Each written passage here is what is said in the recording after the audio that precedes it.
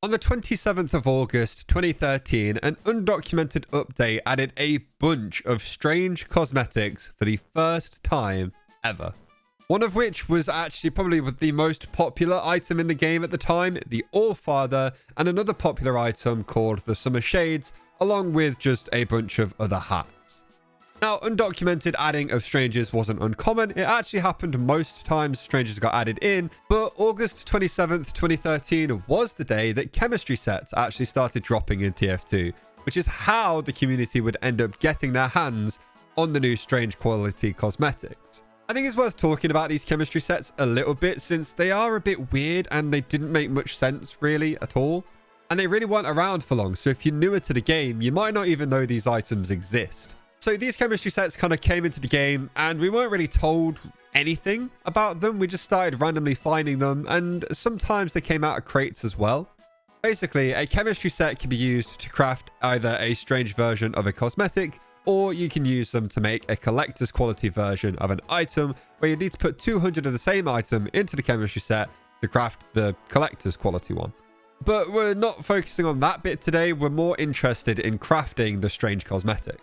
To make a stranger fire using the chemistry sets, you would have to fill in the material list that you get shown when you try and use the chemistry set in your inventory, which seems simple enough, right? Sometimes they just need random weapons, some other cosmetics potentially from your inventory, but most of the time, and I've seen this on almost every single chemistry set I've ever owned, you have to put in a golden bot killer weapon. Now, bear in mind, when this update came out, Australians weren't in the game yet. Gold bot killers were the golden standard of items and weapons that you could get. If you wanted a really cool weapon, you got the bot killer one. And some of them, even the ones that were being asked for in the crafting recipes, were some of the most expensive bot killers in the entire game.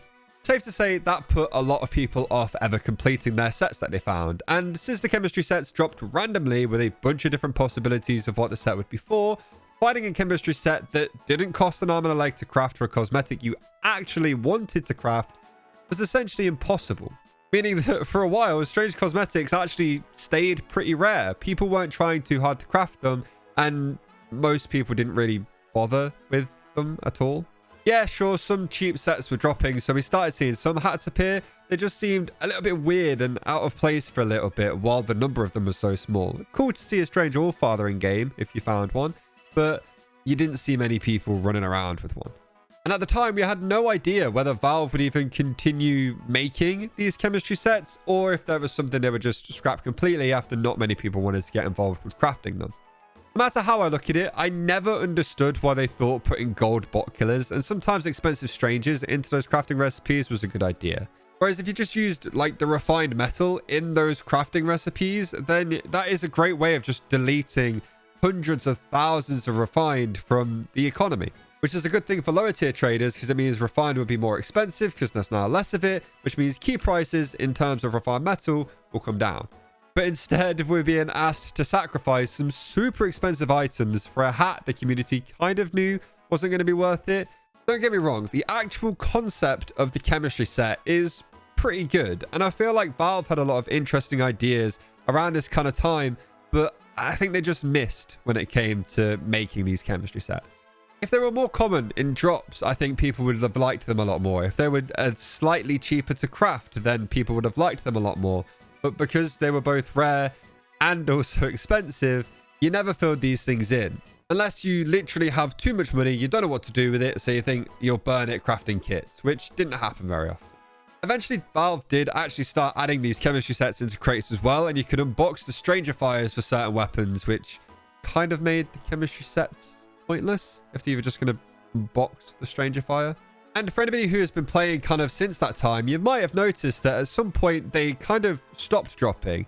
Now, it turns out these chemistry sets never officially got cancelled or stopped dropping from Valve, but it was theorized that they stopped dropping them sometime in 2014 without really telling anybody or giving any warning.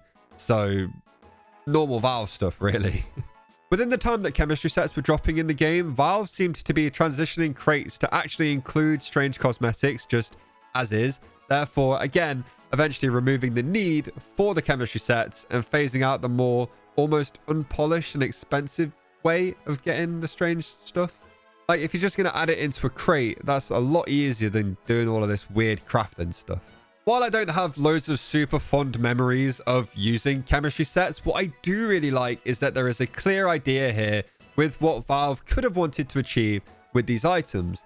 In order to get something a player might really want, they would have to craft or essentially delete other items as a sacrifice, almost.